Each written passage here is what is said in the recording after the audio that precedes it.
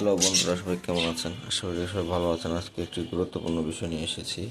এটা হচ্ছে একটি পাখির ডিম বাজিগারের, আর এটা হচ্ছে একটি বাজিগারের বাচ্চা।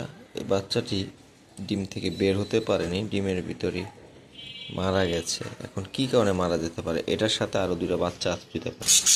ওই যে দেখতেই পাচ্ছেন আরো দুইটা ওইখানে বাচ্চা আছে। ওই দুইটা বাচ্চা কয়েকদিন আগে হয়েছে। আরও দুইটা ডিমও আছে ওইখানে, দেখানো যাচ্ছে না বড় পাখিটার জন্য।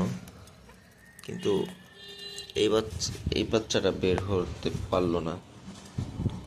তার ব্যাখ্যাটা আমি বুঝতে পারলাম না, কী কারণে বের হতে পারলো না। বাচ্চাটা বড় হয়ে গিয়েছিল। তো কারো যদি এই বিষয়ে কোনো অভিজ্ঞ বা জানা থাকে অবশ্যই সবাই কমেন্টে জানাবেন। তো অনেক গুরুত্বপূর্ণ বিষয়। অনেক সময় এরকম পাখি ডিমের ভিতরে মারা যায় বাচ্চা হয়ে, খুবই কষ্ট ও দুঃখজনক। তো ভিডিওটা কার কার ভালো লেগেছে অবশ্যই সবাই জানাবেন, কার কেমন লেগেছে। খুবই একটি এই বিষয়। তো সবাই ভালো থাকবেন, সুস্থ থাকবেন।